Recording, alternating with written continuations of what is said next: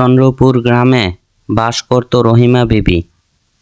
তার ছিল 2 সন্তান, রহিম ও ছোট ছেলে করিম।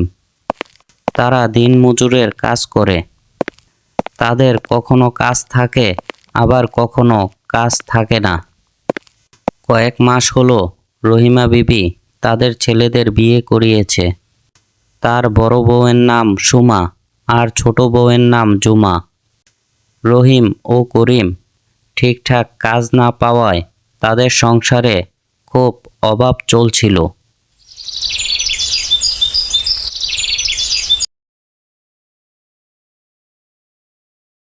কি বড় বৌমা, তুমি একা রান্না করছো, আর ছোট বৌমা রাজকন্যার মতো এখনো ঘুমাচ্ছে।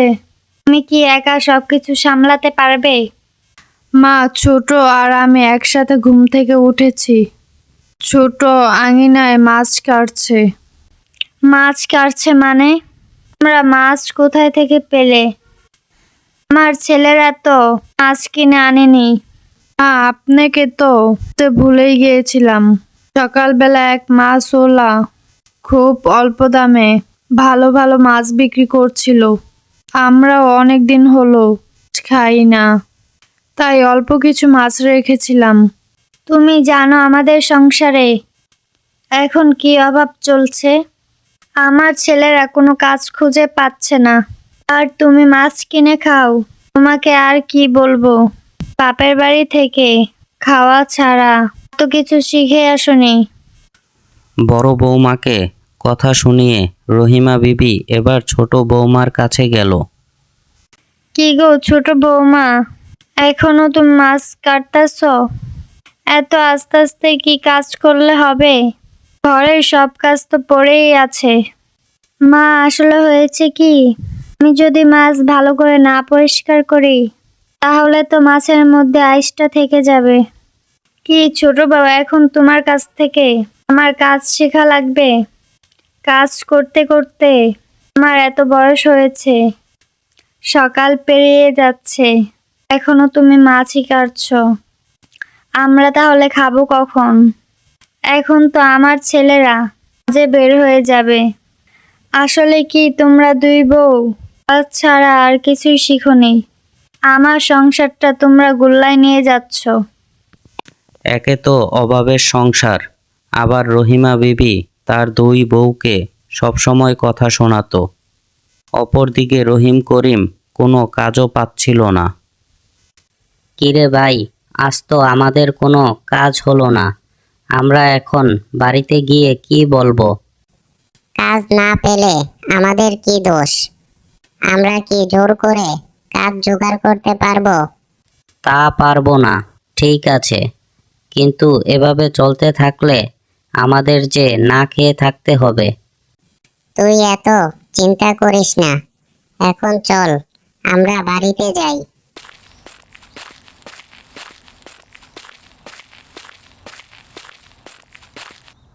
রহিম করিম বাড়িতে আসলো আর তাদের মাকে সবকিছু বলল।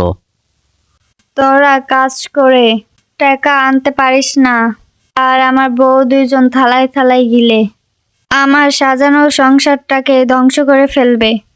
মা, আপনি শুধু আমাদের খাবারের খুঁটা দেন, সংসারে মনে হয় আমরাই শুধু খাই, আপনারা না খেয়ে থাকেন। দেখলি বউদের কিছু বলাও যায় না, বললেই আমার সাথে তর্ক করে। মা, আমরা তো কাজই পাই না, কোনো মতে তারা সংসারটা চালাচ্ছে। তাদেরই বা কি দোষ? তাদেরকে দোষারোপ করে লাভ নেই। দেখবা মা, একটা সময় সব কিছু ঠিক হয়ে যাবে।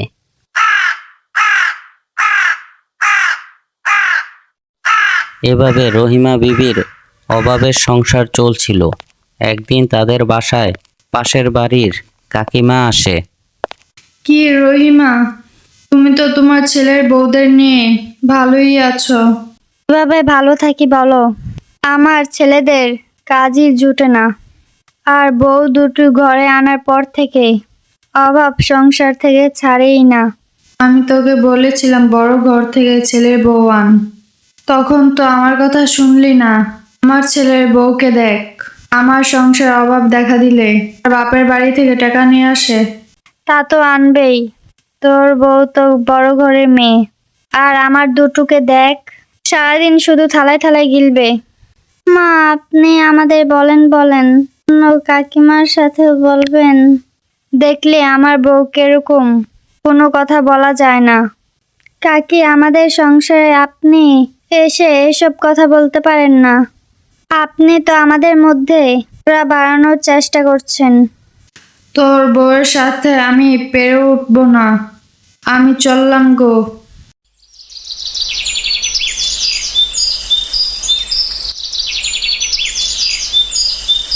ছোট, আমাদের কিছু একটা করতে হবে, না হলে আমাদের সংসার টিকিয়ে রাখতে পারবো না। আমি অনেক ভেবেচিন্তে একটা সিদ্ধান্ত নিয়েছি, যার জন্য তোর সহযোগিতা লাগবে। হ্যাঁ বোন, বলো, আমি তোমার সাথে আছি। কি করতে হবে বলো, আমি সব করে দিব। যতদিন না তাদের কাজ না হয়, আমি আর তুমি সকালে ঘিয়ে ভাজা পরোটা তৈরি করব, আর সেগুলো রাস্তার মোড়ে গিয়ে বিক্রি করব। এটা তো ভালো কথা। আমরা তাহলে কাল থেকে শুরু করব।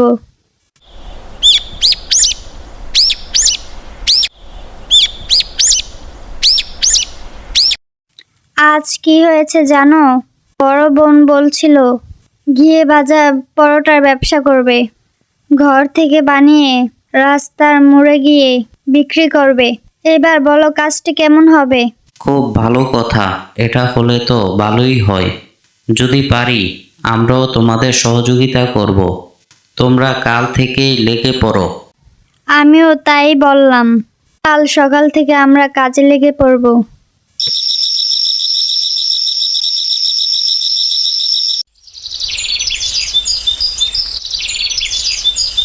ঘুম থেকে উঠে দুই বউ পরোটা বানাতে বসে পড়ল। একজন পরোটা ছেঁকে অন্যজন পরোটা বানিয়ে দেয়। বড় বোন, পরোটার সুন্দর ঘ্রাণ বের হয়েছে। দেখবে আমাদের পরোটা ভালো বিক্রি হবে। তোমরা দুই বউ কি শুরু করলে? ঘি দিয়ে পরোটা বাচ্ছো? তোমরা দেখছি আমার সংসারটা শেষ না দেখে ছাড়বে না। মা, আপনাকে তো বলাই হয়নি। আমরা চিন্তা করেছি, যতদিন তাদের কাজ না হয় আমরা এই পরোটার ব্যবসা করব, যাতে আমাদের অভাব কিছুটা কমে। আপনি আমাদের জন্য দোয়া করবেন। ঘরের বউ হয়ে তোমরা বাজারে গিয়ে পরোটা বিক্রি করবে? আপনার ছেলেরা তো কাজ না পেলে ঘরেই বসে থাকে, তখন তারাই বিক্রি করবে। আমরা তো শুধু বানিয়ে দিব। যা খুশি করো গিয়ে, শুধু আমার সংসারটা ধ্বংস করো না। দুই বউ পরোটা বানিয়ে বাজারে নিয়ে গেল আর পরোটা বিক্রি করতে লাগলো। যারা পরোটা খাচ্ছিল তারা পরোটার প্রশংসা করছিল। বাহ, পরোটার ভালো ঘ্রাণ বের হয়েছে, আমাকে দুটি পরোটা দাও।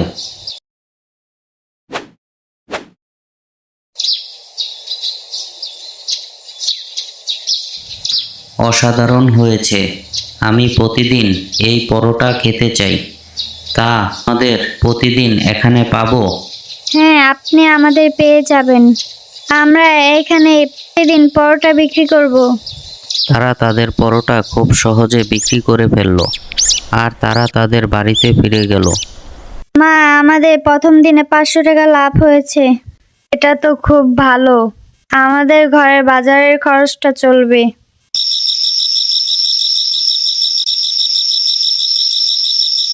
এভাবে অনেক দিন কেটে গেল। এখন দুই বউ পরোটা বানায় আর রহিম করিম সেগুলো বাজারে নিয়ে বিক্রি করে।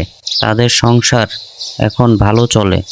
মাস শেষে তাদের ভালো টাকা আয়ও থাকে। শোনো বৌমারা, অভাবের সময় আমি তোমাদের কত কথাই না শুনিয়েছি। খাবার নিয়ে কত ফোঁটা দিয়েছি। আজ দেখো, সেই তোমাদের জন্য আমি আর আমার ছেলেরা সুন্দর জীবন পেলাম। তোমরা আমাকে ক্ষমা করে দিও, তাহলে আমি শান্তি পাবো না। মা, এসব কি বলছেন? আপনি আমাদের অনেক কিছুই বলতে পারেন, আমরা সেগুলো মনে রাখিনি। আপনি দোয়া করবেন আমরা যেন সবসময় মিলেমিশে সুখে থাকতে পারি। এখন রহিমার সংসারে আর কোনো অভাব নেই। দুই বউ পরোটা বানায় আর ছেলে রহিম করিম সেগুলো বিক্রি করে। এখন আর তাদের অন্যের কাজ করতে হয় না। মাঝে মাঝে রহিমা বিবিও দুই বউয়ের কাজে হাত লাগায়। এভাবে সুখে শান্তিতে তাদের সংসার চলতে থাকে। বন্ধুরা, গল্পটি কেমন লেগেছে কমেন্টে জানিয়ে দিও। আর পরবর্তী গল্পের জন্য চ্যানেলটি সাবস্ক্রাইব করে বেল আইকনে প্রেস করে রাখো।